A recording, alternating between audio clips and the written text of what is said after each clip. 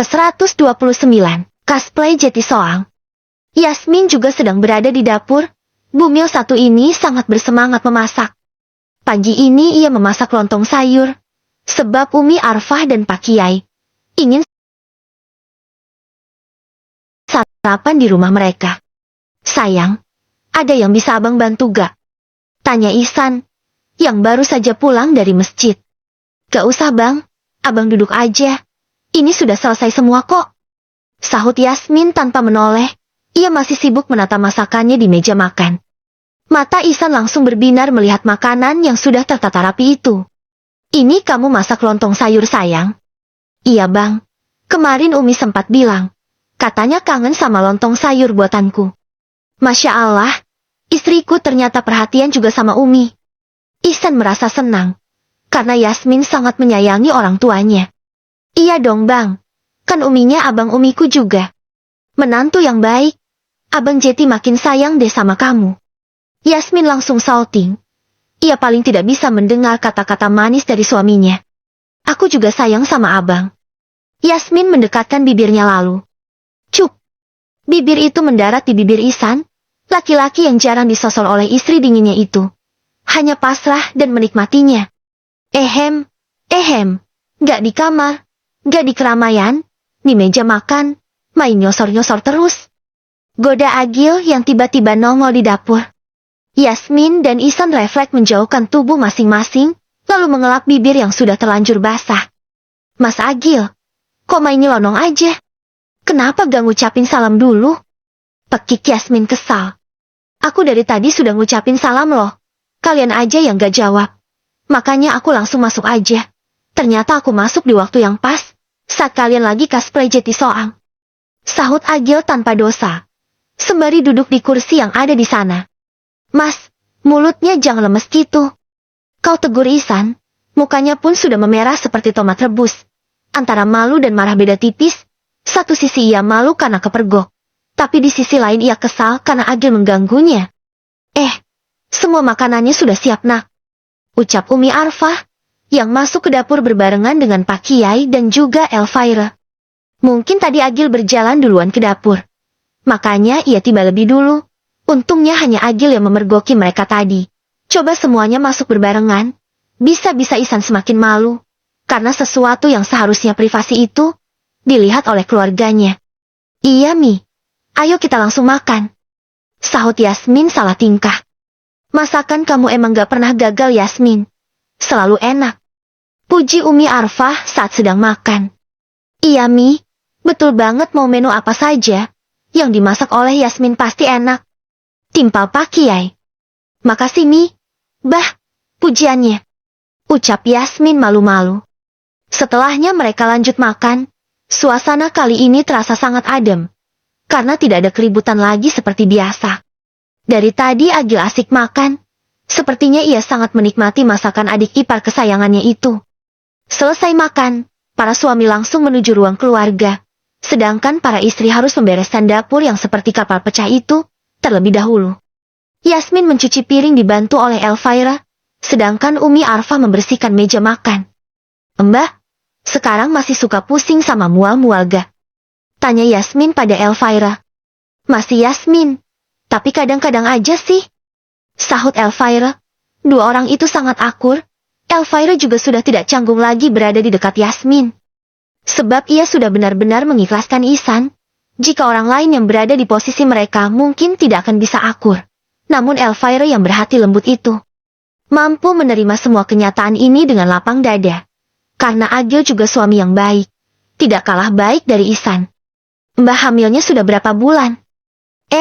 Udah jalan 4 bulan. Wah, kayaknya nanti kita lahirannya paling selisih 1 bulan ya Mbah. Ucap Yasmin antusias. Iya, nanti kita bisa gendong anak bareng-bareng. Sahut Elvira, yang juga tidak kalah antusias. Para mantu Umi, lagi ngobrolin apaan nih? Tanya Umi Arfah yang mendekati mereka. Biasa Mi, ngobrolin masalah kehamilan. Sahut Elvira sambil tersenyum.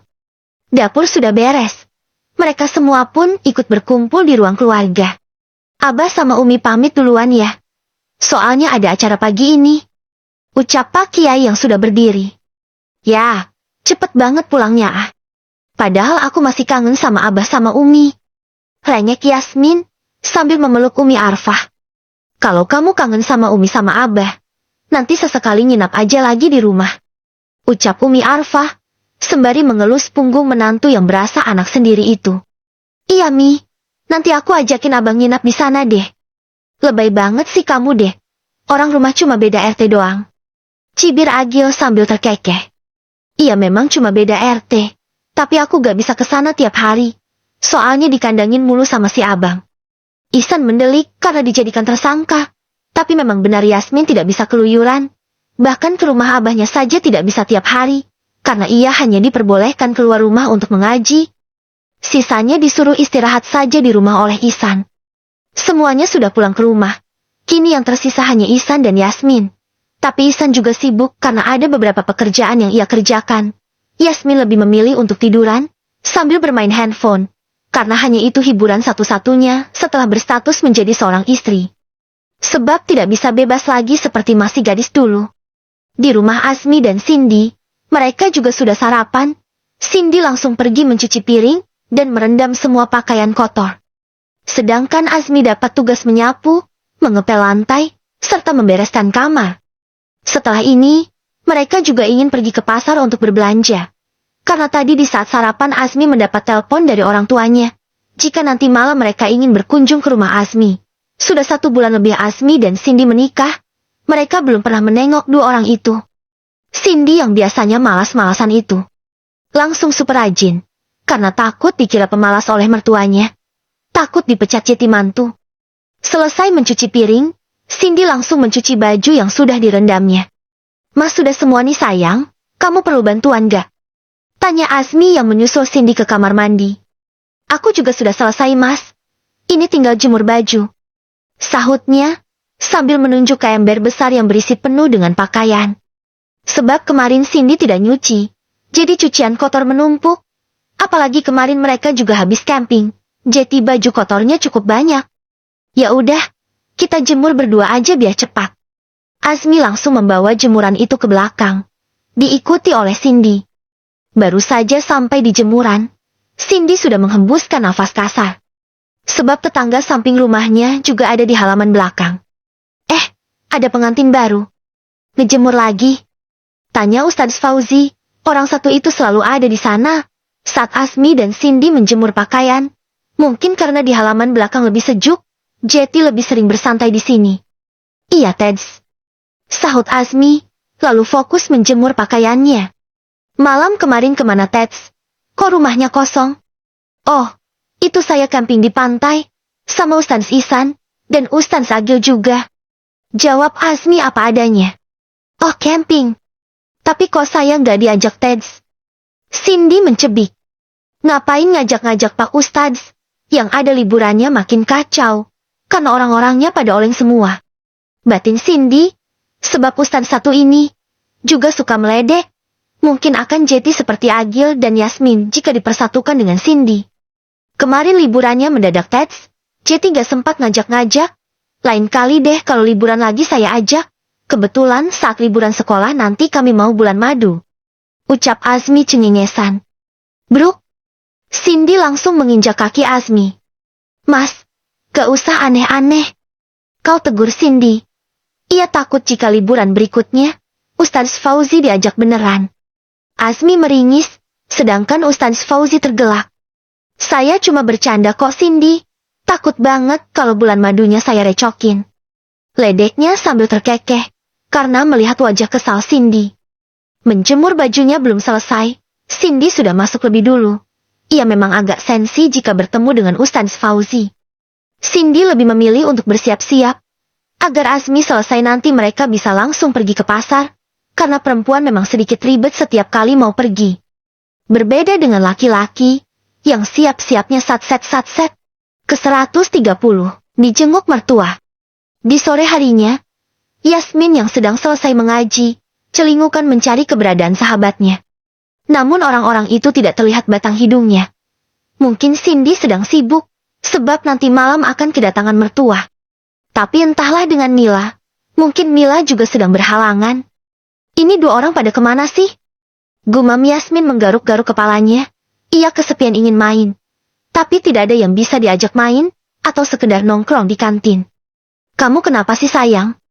Tanya Ihsan, mendekati Yasmin yang dari tadi tidak kunjung pulang. Yasmin sudah berdiri di pelataran masjid, hampir 10 menitan. Aku nyari Cindy sama Mila bang, tapi kayaknya mereka gak ngaji deh. Sahut Yasmin dengan wajah ditekuk. Kemarin pingin main gak diizinin oleh para suami, hari ini pingin main malah teman-temannya yang gak ngaji. Membuat Yasmin kecewa berat, sebab ia sudah jenuh seharian di rumah. Cuma jadi kaum rebahan. Ya udah, kalau gitu kamu pulang ke rumah Abah aja. Nanti malam kita nginap di rumah Abah deh. Yasmin mendelik dan langsung tersenyum lebar. Abang serius? Tanyanya tidak percaya. Ihsan mengangguk. Serius sayang. Tapi kamu ke rumah Abah duluan ya. Nanti malam abang nyusul. Ingat jangan pecicilan, jangan lari-lari. Jalannya pelan-pelan aja. Oke abang sayang. Kalau gitu langsung ke rumah Abah ya. Aku tunggu abang di rumah Abah. Yasmin langsung berjalan cepat menuju rumah mertuanya. Ia selalu bersemangat jika diajak menginap di rumah Pak Kiai. Sebab di sana sangat ramai. Tidak seperti di rumahnya sendiri. Ia selalu kesepian, hanya Ihsan satu-satunya temannya. Itu pun Ihsan selalu pulang malam. Assalamualaikum. Teriak Yasmin saat tiba di depan pintu. Waalaikumsalam. Sahut Umi Arfah dari dalam. Belum disuruh masuk, Yasmin sudah main nyelonong aja. Karena ia merasa seperti masih tinggal di rumah ini. Yasmin, pasti mau nginap di sini ya? Suamimu mana nak? Tanya Umi Arfah. Iya Mi, aku mau nginap di sini boleh kan? Bang Ihsan masih di masjid, ngajar anak-anak ngaji. Jawab Yasmin, sembari menyalami mertuanya. Boleh dong, tapi syaratnya kamu harus masak buat makan malam ya. Siap Mi. Tapi Umi minta dimasakin apa? Sebenarnya Umi Arfah hanya bercanda. Namun Yasmin menanggapinya serius, lagi pula memasak memang kegiatan yang paling ia sukai. Umi Arfah menyipitkan mata, dan berpikir sejenak. Karena belum tahu nanti malam ingin makan apa. Kayaknya ayam goreng bawang putih, sama sayur esiem, jangan lupa sambal terasi dan tahu tempe goreng. Boleh juga Mi. Tapi bahan-bahannya ada gak? Ada. Tadi pagi Umi habis belanja. Tuh kulkas penuh sama bahan masakan. Ya udah Mi, kalau gitu aku marinasi ayamnya sekarang aja. Yasmin langsung berdiri dan berjalan ke dapur. Umi Arfah hanya geleng-geleng melihat Yasmin yang begitu bersemangat. Cindy yang baru saja menyelesaikan masaknya, menata makanan itu di dalam tudung saji. Ia sengaja memasak lebih awal, agar nanti saat mertuanya datang, mereka bisa langsung makan malam bersama. Sebab Cindy memasak satu masakan saja sangat lama. Jadi jika masaknya nanti malam, bisa-bisa mertuanya keburu kelaparan. Tok! Tok! Tok! Assalamualaikum. Terdengar ketukan pintu dari luar, disertai dengan ucapan salam. Cindy membuka pintu rumahnya dengan hati berdebar.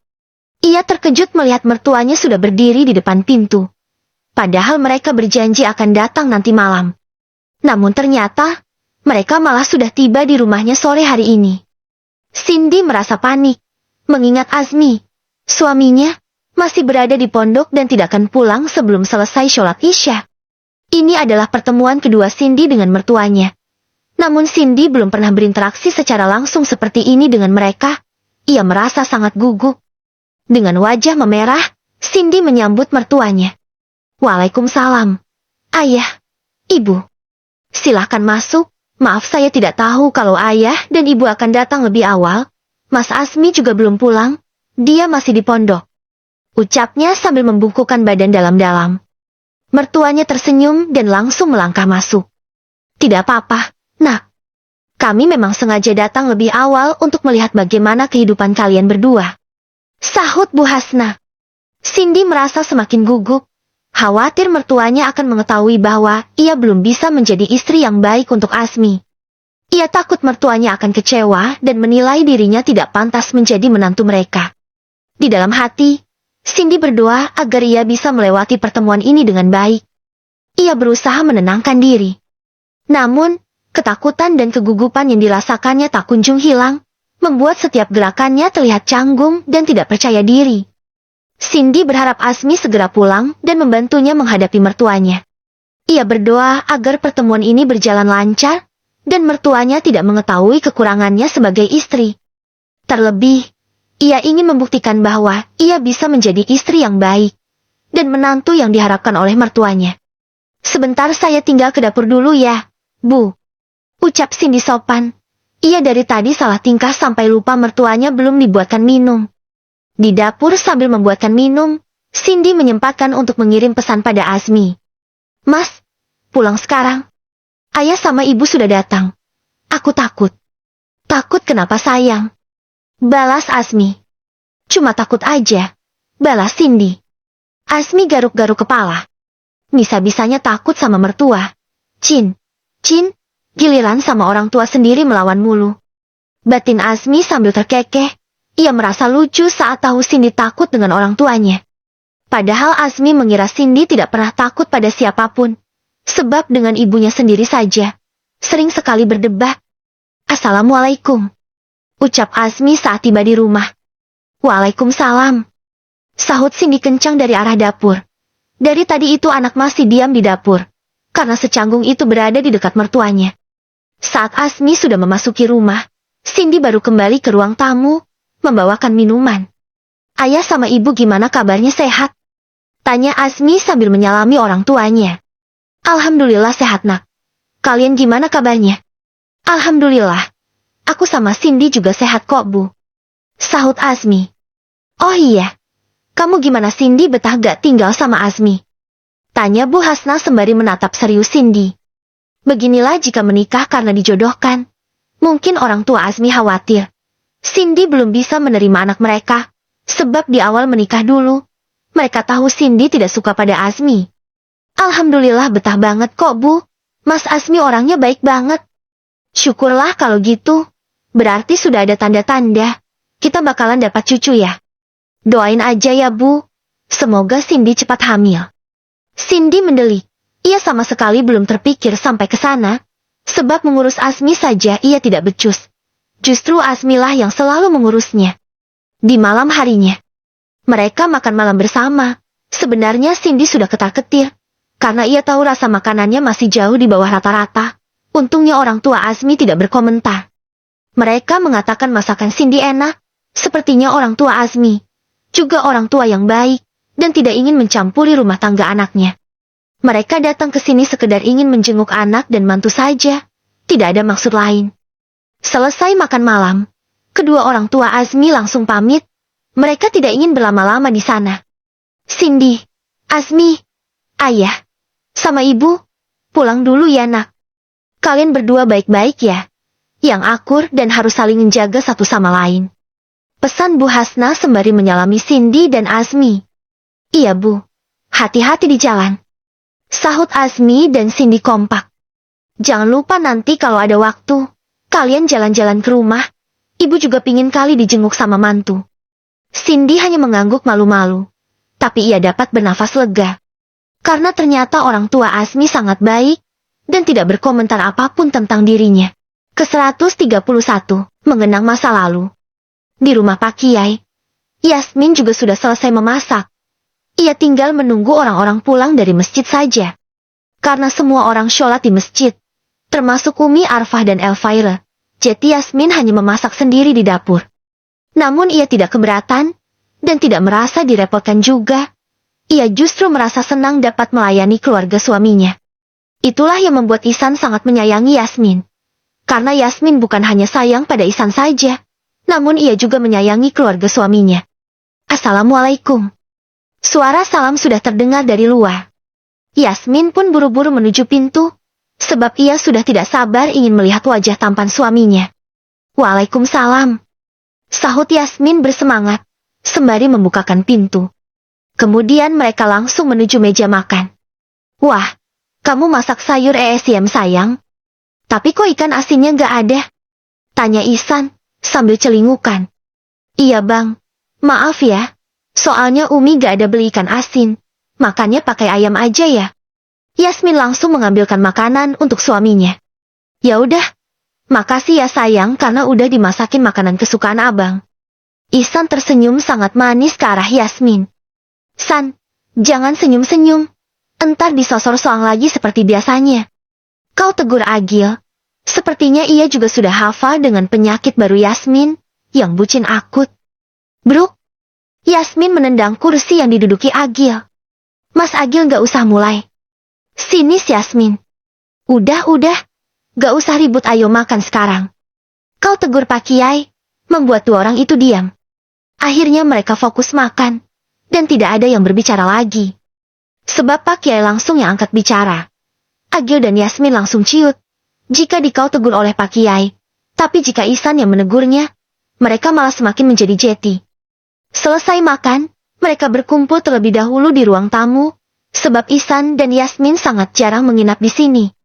Mereka ingin ngobrol-ngobrol dulu sebelum tidur, sekalian melepas rindu.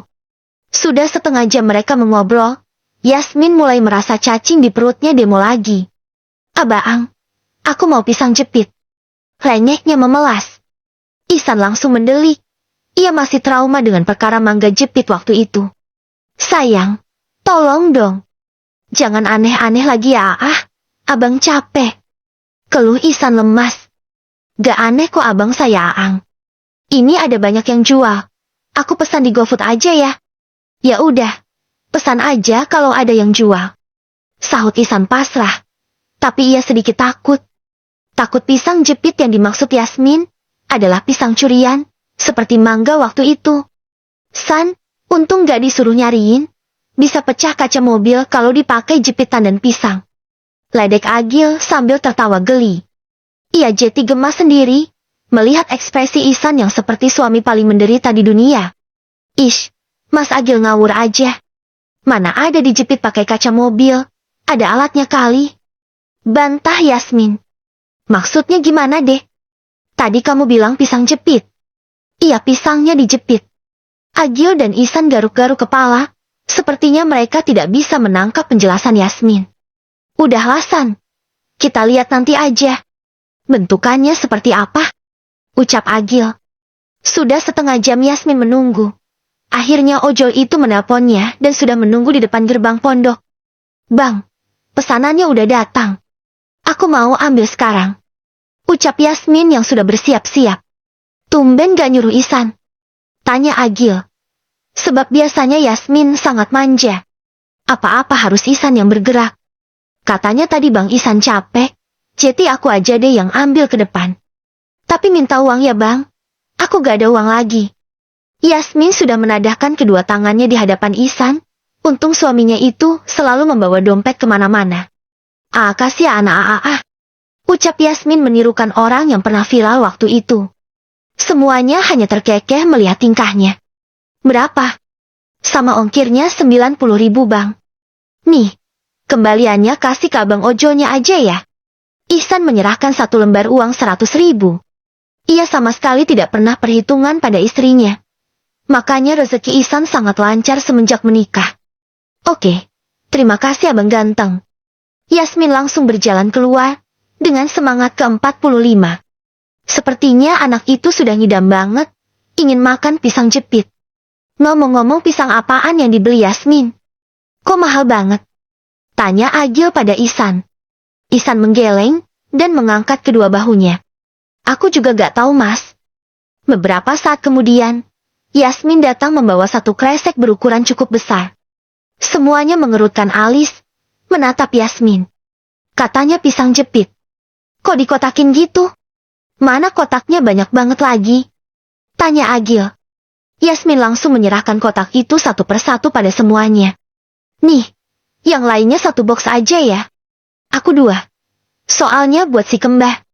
Ucapnya cengengesan. Ini bukan pisang curian kan Yasmin?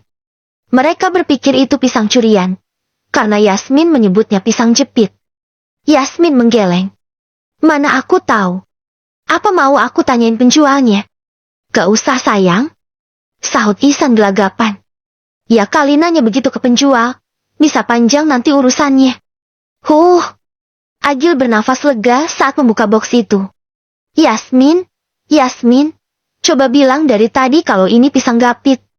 Udah khawatir setengah mati, dikira pisang curian. Gumam Agil sambil geleng-geleng kepala. Kan aku sudah bilang, Ini pisang jepit. Jawab Yasmin tanpa dosa. Ini bukan pisang jepit deh. Ini pisang gapit. Jelas Agil gregetan. Sama aja kan? Beda. Beda 2 huruf. Beda arti juga. Kemarin mangga jepit versi kamu, mangga curian kan? Lah, ini pisang gapit, bukan pisang jepit. Makanya kalau ngomong itu yang benar. Alah, sama aja itu. Beda 2 huruf doang gak ngaruh. Sahut Yasmin tidak mau tahu. Abang cobain deh. Ini enak banget tahu. Yasmin menyodorkan pisang di tangannya ke mulut Ihsan. Ihsan pun langsung membuka mulutnya. Mungkin Yasmin lagi bahagia. Atau lagi kesambet. Sehingga sikapnya sangat manis pada suaminya. Main suap-suapan segala. Di sini ada Abah sama Umi loh. Sindir Agil. Tapi ia juga minta disuapi oleh Elvira. Karena iri melihat kemesraan Yasmin dan Ihsan. Gak apa-apa, santai aja. Umi justru senang lihat kalian pada mesra kayak gini. Timpal Umi Arfah, karena melihat Ihsan dan Yasmin seperti salah tingkah. Setelah semua makanan itu habis, Yasmin mengajak Ihsan untuk beristirahat di kamar. Karena hari juga sudah larut malam. Bang, suasana di kamar ini masih sama ya? Seperti dulu. Saat kita baru menikah. Gumam Yasmin, sambil rebahan di samping suaminya. Mungkin karena mereka sudah jarang tidur di kamar ini, membuat Yasmin merasa seperti awal-awal memasuki kamar ini lagi. Iya sayang, makanya abang ngajakin kamu nginap di sini. Soalnya abang kangen saat-saat kita baru menikah dulu. Bahkan malam pertama kita juga di kamar ini. Sahut Ihsan, sambil membelai rambut istrinya. Aku juga teringat saat pertama kita berdua di kamar ini. Waktu itu aku ngerawat abang yang lagi sakit. Tapi ngerawatnya terpaksa. Yasmin jadi malu sendiri saat teringat waktu itu. Di mana ia yang menyuapi Ihsan makan. Dengan wajah yang ditekuk hingga buburnya belepotan. Abang juga masih ingat sayang. Waktu itu kamu ikhlas gak sih? Ngerawat abang. Yasmin menyipitkan matanya. Dan tersenyum getir. Gak ikhlas. Jawabnya sangat-sangat jujur. Sebab saat itu Yasmin memang terpaksa. Seandainya ada Umi Arfah. Mungkin ia akan meminta Umi Arfah saja yang merawat Ihsan. Walaupun kamu gak ikhlas, tapi abang tetap berterima kasih kok sayang. Karena kamu masih punya hati, walaupun cuma sedikit. Abang, aku jadi malu. Gak usah malu sayang. Yang penting sekarang kamu sudah lebih peduli sama abang. Sudah sayang juga kan? Iya dong. Sayang banget bang. Yasmin langsung memeluk erat tubuh Ihsan. Saat ini perasaan sayang dan cintanya pada laki-laki itu sudah sangat besar. Kalau abang ajakin malam pertama lagi mau gak? Ucap Ihsan sambil menaik turunkan alisnya. Mentang-mentang Yasmin sudah sayang banget sama dia. Kali ini Ihsan juga ingin menjadi suami yang bertingkah. Boleh bang, silahkan. Sahut Yasmin cepat. Rupanya anak ini juga menginginkannya. Ini juga salah satu alasan kenapa Ihsan sangat mencintai Yasmin. Karena istrinya itu tidak pernah menolak saat ia minta dilayani. Kapanpun Ihsan menginginkannya, Yasmin pasti selalu siap memberikannya. Bahkan ia sering mengajak Ihsan duluan. Istri yang mengajak suaminya duluan itu akan mendapatkan ganjaran yang sangat besar. Allah akan mengharamkan dirinya dari api neraka. Memberinya pahala 200 ibadah haji dan umroh. Dicatatkan untuknya 200.000 kebaikan. Diangkat 200.000 derajat untuknya di surga. Bahkan ada yang mengatakan, mengajak suami duluan itu adalah tiket untuk menuju surga. Ke-132, kelembutan hati Elvira. Hari Minggu telah tiba. Seperti biasa, hari ini Yasmin harus mengajar memasak. Walaupun sebenarnya ia sangat malas, namun Yasmin tidak bisa lari dari tanggung jawabnya. Sebab ia sudah berjanji pada anak-anak itu untuk mengajari mereka membuat kue telur gabus keju. Untungnya hari ini, Cindy dan Mila ikut membantunya. Jadi Yasmin sedikit lebih bersemangat, tidak seperti minggu lalu yang lemas, karena tidak ada temannya, sama sekali. Assalamualaikum, selamat pagi adik-adik semuanya. Sapa Yasmin yang sudah berdiri di hadapan mejanya. Waalaikumsalam, pagi Kak Yasmin. Hari ini kita mau buat apa? Sahut anak-anak yang juga sudah siap. Dengan kelompoknya masing-masing. Hari ini kita buat kue yang simpel aja ya adik-adik. yaitu kue telur gabus keju. Buat donat kapan, Kak? Tanya salah satu dari mereka. Insya Allah nanti adik-adik. Karena buat donat itu butuh waktu yang cukup lama. Karena hari ini saya ada kegiatan lain, jadi kita buat yang simpel aja dulu ya. Jawab Yasmin sabar. Ia sudah menghitung-hitung waktunya. Jika membuat donat, mungkin jam 12 siang baru akan selesai. Karena mengulainya saja sangat lama, jika tidak menggunakan mixer. Ditambah lagi harus di-proofing 2 kali. Yang pertama 30 menit, dan yang kedua 1 sampai 1,5 jam. Dan yang paling memakan waktu harus meroundingnya sampai mulus. Jika membuatnya banyak, maka waktunya juga akan sangat lama. Sedangkan membuat kue telur gabus ini, paling 1,5 jam juga sudah selesai. Hari ini Yasmin dan Cindy sudah berencana untuk main ke pasar. Mereka ingin membantu berjualan. Ceritanya ingin mencari pengalaman baru. Baik, Kak. Sahut mereka kompak. Oke, langsung aja kita mulai. Ini ada telur 8 butir, kita masukkan semuanya. Ini telur yang kita pakai ukuran besar ya. Kalau telurnya ukuran kecil, kita bisa pakai 10 butir. Kemudian keju ada 400 gram. Ini kita parut aja semuanya, dan dicampur dengan telur. Kemudian kita aduk-aduk sampai tercampur rata. Tambahkan juga 2 sendok teh garam. Kemudian kita masukkan 1 kilo tepung tapioka. Ini lanjut kita aduk sampai semuanya tercampur rata. Karena adonan yang kita buat sangat banyak, kita mengaduknya menggunakan tangan saja. Tetapi jangan lupa gunakan sarung tangan, agar kehigienisannya terjamin. Yang terakhir, kita masukkan 130 gram margarin, lalu kita uleni lagi sampai adonannya kalis, dan bisa dibentuk. Jika adonannya masih sulit dibentuk, boleh ditambahkan sedikit margarin lagi. Jelas Yasmin, sangat detail. Tetapi ia selalu menggunakan resep yang ekonomis saja. Sebab anak-anak ini baru belajar.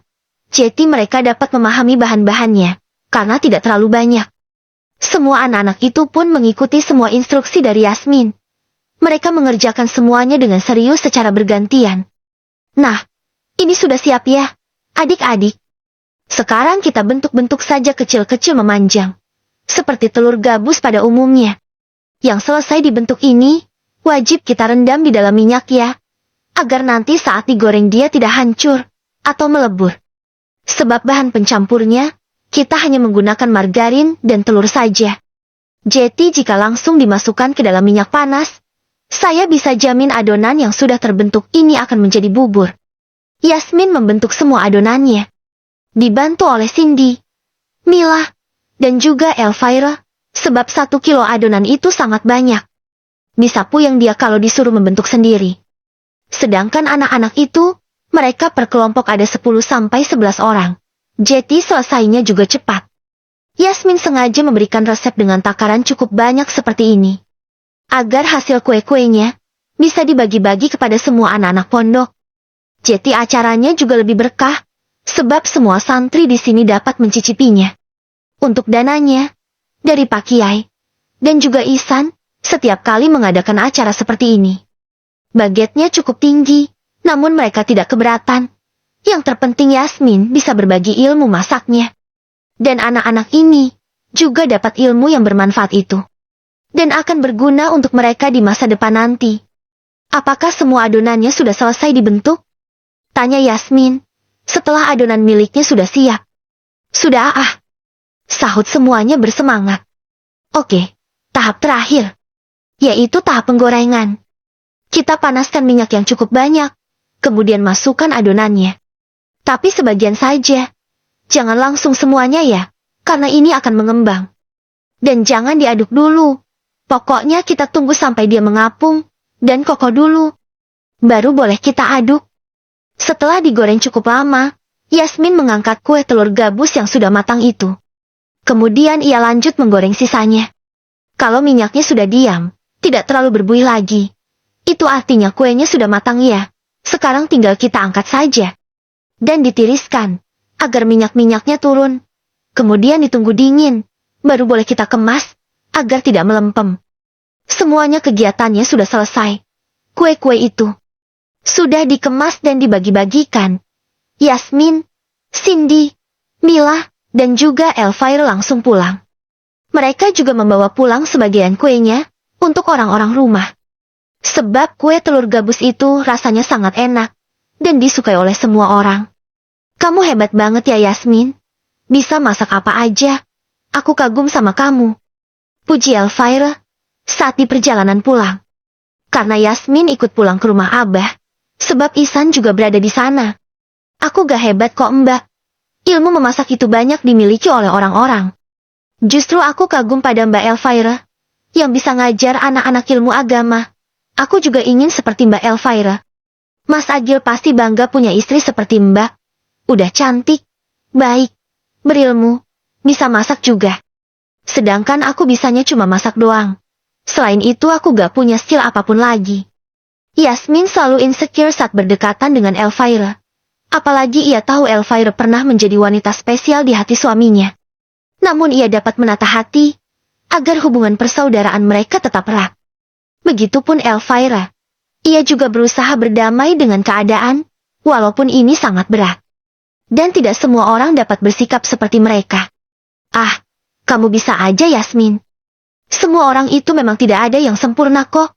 Aku juga banyak kekurangannya. Dan aku lihat Ihsan juga sayang banget kok sama kamu. Aku juga yakin dia pasti bangga memiliki istri sepertimu. Yasmin yang sedang berjalan itu, langsung berhenti dan memeluk erat Elvira. Mbak, terima kasih ya. Selama ini sudah menjadi kakak ipar yang baik. Dan aku juga meminta maaf, karena waktu itu tanpa sengaja, aku merebut Bang Ihsan dari Mbak Elvira. Selama ini aku merasa bersalah Mbak. Ucap Yasmin dengan suara bergetar. Elvira juga membalas pelukan Yasmin. Aku sudah memaafkan kamu kok. Aku sudah berdamai dengan keadaan. Dan kamu tidak perlu merasa bersalah lagi ya. Semua ini sudah takdir dari Allah. Sekarang aku juga sudah memiliki Mas Agil. Dia juga suami yang baik. Jadi tidak ada yang perlu kamu sesali ya. Hati Elvira memang selembut itu. Meskipun di awal ia merasa sesak dan sakit saat melihat Yasmin dan Ihsan yang tinggal satu rumah dengan mereka. Namun setelah ia membuka mata dan melihat kebaikan Agil, membuatnya mampu melupakan Ihsan dengan mudah. Sebab Agil adalah suami yang baik. Ia tidak kalah baik dari Ihsan, hanya saja terkadang kelakuannya suka membuat orang jengkel seperti Yasmin. Tetapi laki-laki itu sangat baik pada orang lain.